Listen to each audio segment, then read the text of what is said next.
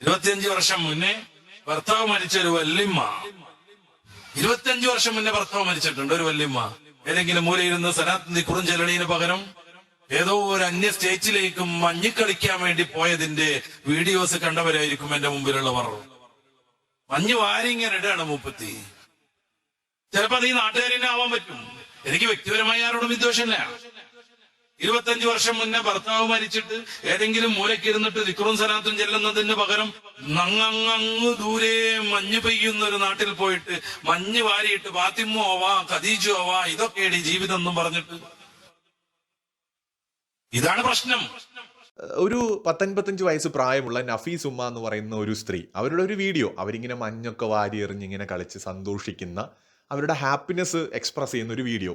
നല്ല രസമുള്ള ഒരു വീഡിയോ ആണ് കേട്ടോ. അപ്പോൾ ആ വീഡിയോ കുറച്ച് നാൾ മുമ്പ് സോഷ്യൽ മീഡിയയിൽ വന്നതാണ്. അതിനെക്കുറിച്ച് ഒരു വിമർശനം ഉണ്ടായിരിക്കുകയാണ്. അതിപ്പോൾ വീണ്ടും സോഷ്യൽ മീഡിയയിൽ വളരെയധികം ചർച്ചയാവുന്നുണ്ട്. ഒരുപാട് ആളുകൾ അതിനെക്കുറിച്ച് പ്രതികരിക്കുന്നുണ്ട്. അതായത് ഒരു പുരോഹിതൻ, അദ്ദേഹം പറയാണ് 10-25 വർഷം മുമ്പ് ഭർത്താവ് മരിച്ച ഒരു സ്ത്രീ, അവര് വീട്ടിൽ അടങ്ങി ഒതുങ്ങിയിരുന്ന് ദൈവത്തെയും സ്തുതിച്ചുകൊണ്ടിരിക്കാതെ അവര് ഇങ്ങനെ ഓടി നടന്ന് മഞ്ഞുവാരി കളിക്കുകയാണ്. ഇങ്ങനെയൊക്കെ ചെയ്യുന്നത് തെറ്റാണ്, പാവമാണ് എന്നുള്ള തരത്തില്, ഇത് ചെയ്യാൻ പാടില്ല എന്നുള്ള തരത്തില് ഒരു പുരോഹിതൻ, ഒരു പണ്ഡിതൻ വന്നിരുന്ന് പറയാണ്. അപ്പൊ ഈ നഫീസ് ഉമ്മ എന്ന് പറയുന്ന സ്ത്രീ 25 വർഷം മുമ്പാണ് അവരുടെ ഭർത്താവ് മരിക്കുന്നത്, ഇന്നലെ അല്ല, അല്ലെങ്കിൽ മെനഞ്ഞാന്നല്ല, ഒരാഴ്ച മുമ്പ് ഭർത്താവ് മരിച്ചപ്പോൾ ആ വിഷമമൊന്നും കാണിക്കാതെ തുള്ളിച്ചാടി നടക്കുകയാണെന്ന് പറഞ്ഞാൽ പോലും ഓക്കെ, അത് ഒരാളുടെ അഭിപ്രായമാണെന്ന് നമുക്ക് പറയാം. 25 വർഷം മുമ്പ് ഭർത്താവ് മരിച്ച വിധവയായിട്ട് ജീവിക്കുന്ന ഒരു സ്ത്രീക്ക് അവർക്ക് സന്തോഷിക്കാൻ പാടില്ലേ? അവർക്ക് ചിരിക്കാൻ പാടില്ലേ? അവർക്ക് ഈ ലോകം കാണാൻ അവകാശമില്ലേ? അവർക്ക് മണ്ണ് വാരി കളിക്കാനോ മഞ്ഞുവാരി കളിക്കാനോ പൊട്ടിച്ചിരിക്കാനോ വീഡിയോ ചിത്രീകരിക്കാനോ സ്വാതന്ത്ര്യമില്ലേ? നമ്മളിത് ഏത് കാലത്താണ് ജീവിക്കുന്നത്? ലോകത്തെ എല്ലാ സംസ്കാരങ്ങളിലും അനാചാരങ്ങളൊക്കെ ഉണ്ടായിട്ടുണ്ട്. നമ്മുടെ ഇന്ത്യയിലും ഉണ്ടായിരുന്നല്ലോ സതി എന്ന് പറയുന്ന ഒരു അനാചാരം. ഭർത്താവ് മരിക്കുമ്പോൾ ഭാര്യ കൂടി ആ ഒരു ചിതയിലേക്ക് എടുത്ത് ചാടി മരിക്കണമെന്ന് പറയുന്ന പോലുള്ള അനാചാരങ്ങൾ, അതൊക്കെ ഏതോ കാലത്ത് എവിടെ നിന്നോ പൊട്ടിമുളച്ചുണ്ടായ അനാചാരങ്ങളായിരുന്നു. അതൊക്കെ നിർത്തലാക്കിയ ഒരു ലോകത്താണ് നമ്മൾ ജീവിക്കുന്നത്.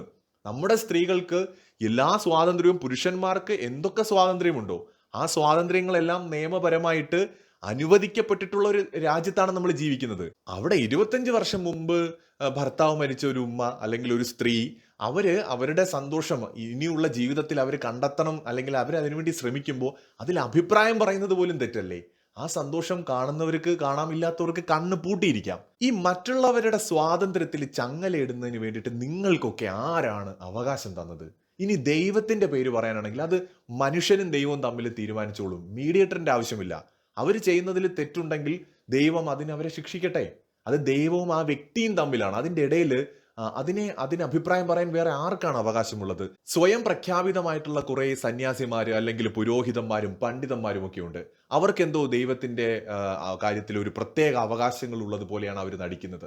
ഒരു വ്യക്തിയെ, അയാളുടെ സ്വാതന്ത്ര്യത്തെ, പ്രത്യേകിച്ച് സ്ത്രീകളെ, അവരുടെ സ്വാതന്ത്ര്യത്തെ ഈ വിധത്തിൽ നിങ്ങൾ എത്രയാണ് തളച്ചിടാനായിട്ട് ശ്രമിക്കുക? എത്ര കാലം അതിന് കഴിയും? ആ ചങ്ങലകൾ അവർ പൊട്ടിച്ചെറിയുക തന്നെ ചെയ്യും. ചരിത്രം അതാണ് നമ്മളെ പഠിപ്പിച്ചിട്ടുള്ളത്. മറ്റൊരു വീഡിയോയുമായി വീണ്ടും കാണാം.